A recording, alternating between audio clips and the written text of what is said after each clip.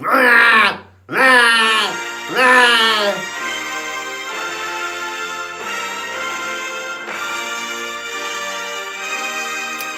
to vlog 18!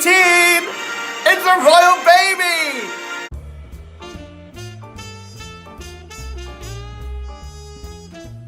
Oh, congratulations, Meghan and Harry. I know they watch this. They've had a little baby boy called Archie Harrison. Cute. And while we're on the talk of baby boom, Alistair Brammer and his wife Rachel have announced that she is 6 months pregnant. That's going to be a busy year for him as he starts rehearsals for Wicked. Congratulations to the pair of you. On Tuesday, I was at Above the Stag with Benjamin Martin to see Boom Bang Bang, Jonathan Harvey's 1995 play, which they're presenting in the studio space until the 9th of June. Now, Above the Stag seem to love Jonathan Harvey's work, as do I. They opened their brand new space with his play A Beautiful Thing, and they recently had Rupert Street's Lonely Hearts Club. And they've announced the musical he wrote with the Pet Shop Boys, Closer to Heaven, is coming this summer. Now back to Boom Bang Bang. This is a play about Eurovision, and it's fantastic. Jonathan wrote the TV series Gimme Gimme with Kathy Burke, and if you saw that, you'll know exactly what type of humour to expect from him. He also wrote Coronation Street and Beautiful People, which starred Leighton Williams and Olivia Colman. Although the play is based and set in 1995, it doesn't even feel like it needs updating. It is hilarious. I'd never seen it, but I had read it before, and I was surprised how good it is. The casting is incredible. Everybody in this is perfect. And it's brilliantly directed by Andrew Beckett, who also designed the set, which is fantastic. My mate Joshua Coley, who I've known for a few years, does a hilarious turn as Norman, the nosy neighbour. I honestly barely recognised him. He is brilliant, and his Scouse accent is spot on. Like most of Jonathan's work, as well as the humour, there's a lot of sentiment and heart. This is a beautiful, beautiful play. Go and see it. It's on till the 9th of June. Make sure you get it. Now, in other news, Jason Robert Brown's and Bridges in Madison County is coming to the Minier Chocolate Factory. Directed by Trevor Nunn, it's going to be on from the 12th of July straight through until the 14th of September. On Wednesday, I was at the Museum of Comedy for a Bat Out of Hell reunion. Patrick Sullivan, Giorgio Carling and Benjamin Purkiss were all back together for one night only. And they sounded incredible. Here are a few videos from that night. Hello and welcome to Surviving a Millennial Jukebox. I'm Giorgio Carling. And I'm Patrick Sullivan. Hey! Very good. You can feel the pulse of the pavement racing on the runaway house. The subway is sizzling and the skin on the street is gleaming with sweat. Steps outside and you are looking so restless and reckless and lost. I think it's time for you to come inside. I'll be waiting here with something that you'll never forget. I reached the bottom. All the memories are flooding back. I was cold and you were fire, and I never knew how the pie could be burning on the edge of the ice field. Stacy, do you remember when I mowed your lawn? Mowed your lawn. Your mom came out with just a towel. Towel on. Dream on, dream on, dream until your dreams come true. See what you did? Dream on, dream on, dream on, dream on, dream on, dream on, dream on.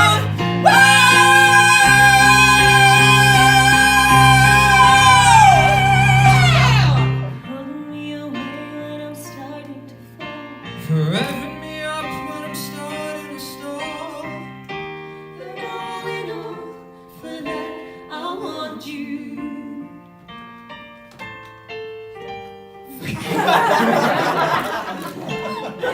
We're great friends.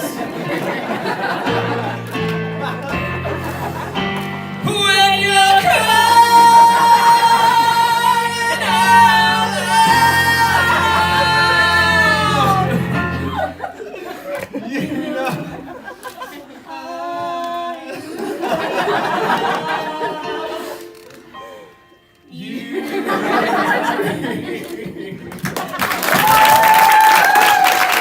Straight after that, I went over to watch Calum Robshaw in his one-man play, Sonder. I'll be honest, I had no idea what to expect, and I was a bit nervous before going, because sometimes these things can be a bit cringe.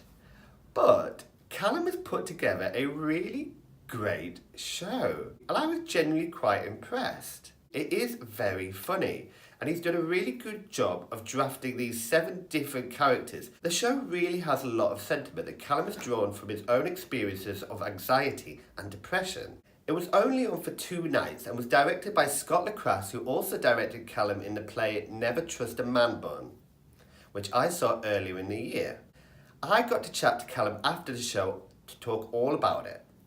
It's a 45-minute roller coaster of physical theatre, dark clown, or bouffon clown as its official name. Expect to laugh, to cry, to have fun, to laugh at stuff, to not laugh at certain things, and then to laugh at things that you wouldn't normally found that you would have laughed at. And yet, just to take 45 minutes out of yourself and just to see these weird and wacky and grotesque characters portraying the fear that you probably feel in life. And you can see the full interview on my YouTube channel. So the Spice Girls have announced that they will be performing their first show on the 15th of June and also announced their full lineup, including the incredible Kitty Scott-Claus and Ophelia Love. I cannot wait for this show. On Thursday, I was at the Young Vic for The Death of a Salesman. This was a 1949 play which is revered for being one of the best plays ever written by Arthur Miller.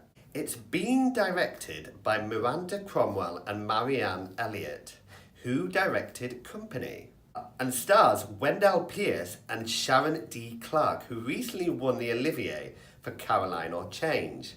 It is a beautiful production with some incredible performances. I'll be honest, I've never seen the play or even read it, so I didn't actually know it very well. A bit like All My Sons, which is up the road at the Old Vic.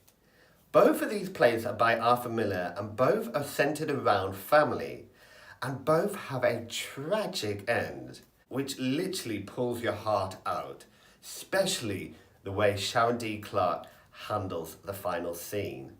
Now, with regards to the set and staging, it's very Marianne Elliott. What she's done is suspended pieces of furniture from the ceiling which drop into position throughout the show. It's quite a novel idea, but if I'm honest, it just leaves the set looking quite stark. By the end, I didn't really like it. I just felt it was a bit too bare. Having said that, the Young Vic is one of my favourite theatres for the sheer fact that they transform every space every time.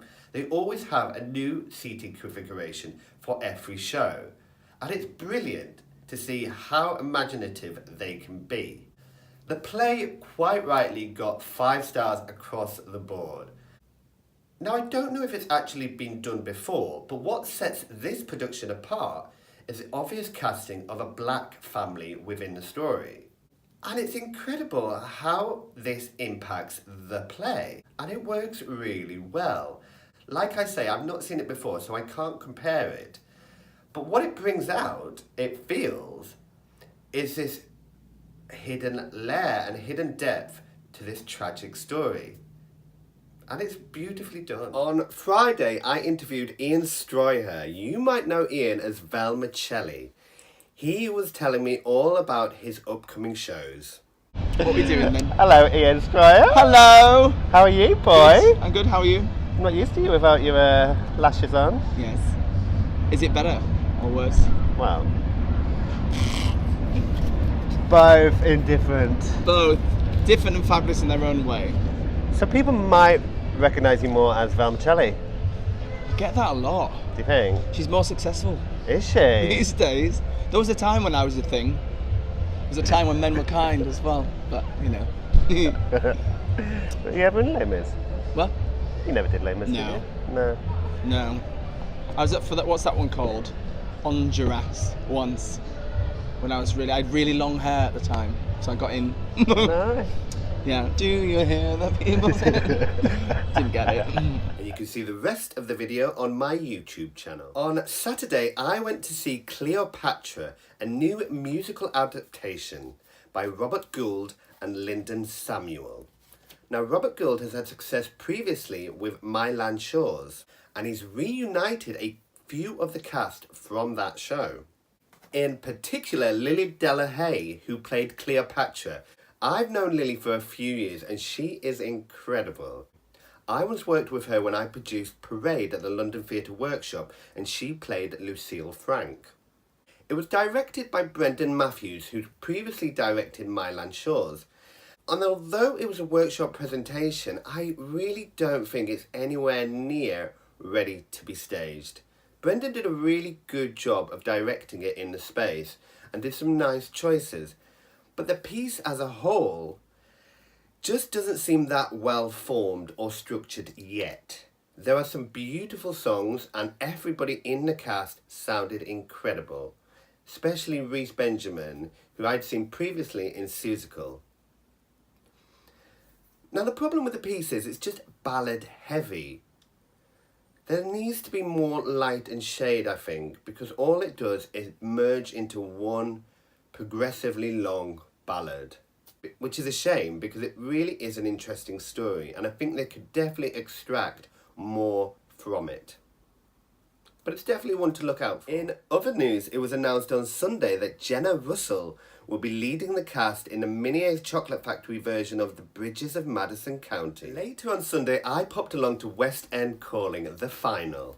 Now this is an incredible initiative set up by Alex James Ellison, where he goes around the country scouting for new talent.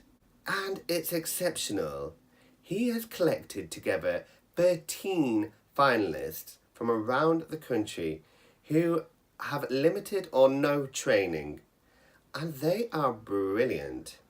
The day was split into two concerts, 13 juniors and 13 seniors, with the top three announced in both categories. They were judged by Courtney Reed, Matthew Croak and Sophie Isaacs, with both shows hosted by Oscar Conlon-Morrey. And here's the moment that Oscar announced the winner. At West End Live 2019, the winner of West End Calling 2019 is...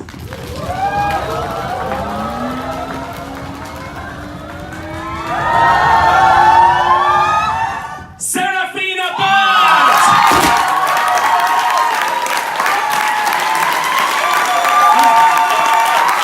It's now in its 4th year, and if you'd like more information about the show and how you can enter, check out this website, www.westendcalling.co.uk, for more information. On Sunday, I was also at the Best of Rock Musicals, hosted by Tim Rice and Christopher Biggins. Now, this was a very special concert at the Hammersmith Apollo in aid of the Charlie Waller Memorial Trust. This is an incredible charity set up to combat and help people with depression. At the concert was We Will Rock You alumni Sabrina Aloueche, Richard Alfonso, Noel Sullivan and Kerry Ellis. Now the party must be over. I guess we'll never understand the sense of your leaving. Was it the way it was planned? And so we embrace another table and raise our glasses one more time.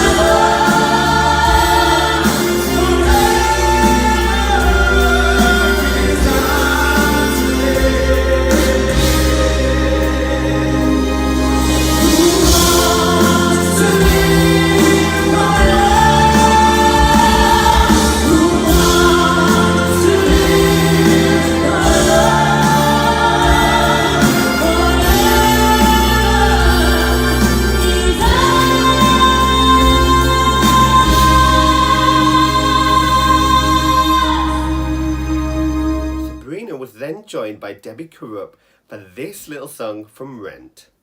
Take me for a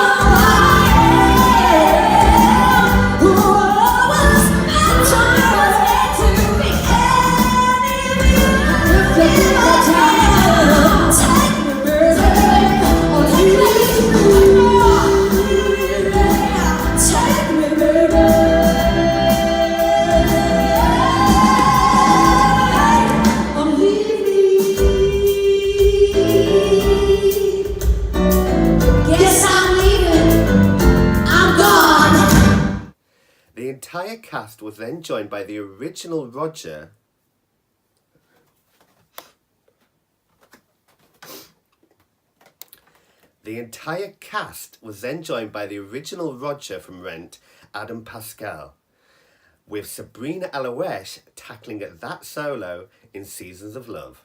525,600 minutes, 525,000 moments to relay, 525,600 minutes. How do you measure life, a woman or a man? Truth that she learned, or the times that he cried.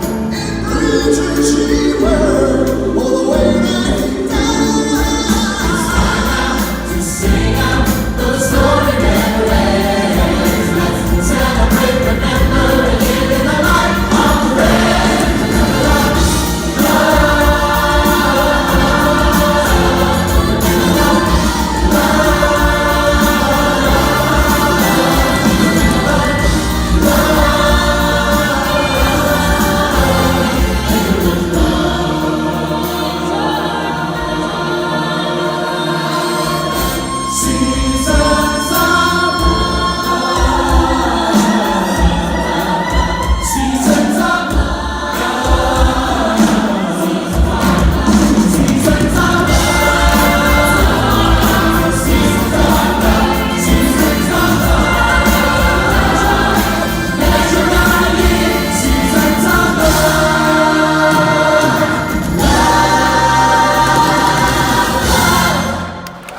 This week is National Mental Health Awareness Week. Mental health is something that triggers a lot of people working within musical theatre and this community. And if you're struggling, please do something about it. Talk to somebody, open up, look for help, because honestly, there is help out there and you will find it. If you're watching this, it means you're on social media. So please help spread the message and get the conversation started. Let people know how you're feeling and if you need help. The best way we can combat this is by talking. Let's start the conversation. And I'll leave you with a very special song from last night's concert in aid of Charlie Waller. This is Rob Houchin leading the entire cast with You Will Be Found from Dear Evan Hansen. Have a great week.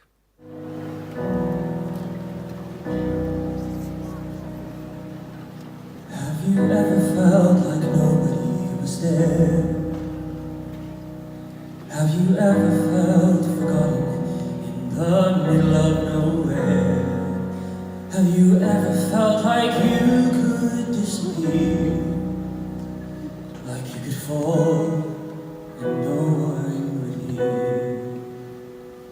Well, let that lonely feeling wash away. Maybe there's a reason to believe you'll be okay. 'Cause when you don't feel strong enough to stand, you can reach out your hand. And oh, someone will come running, and I know they'll take you home. Even when the dark comes crashing through, when you need a friend to carry you, and when you're broken on the ground, you will be found. So let the sun come streaming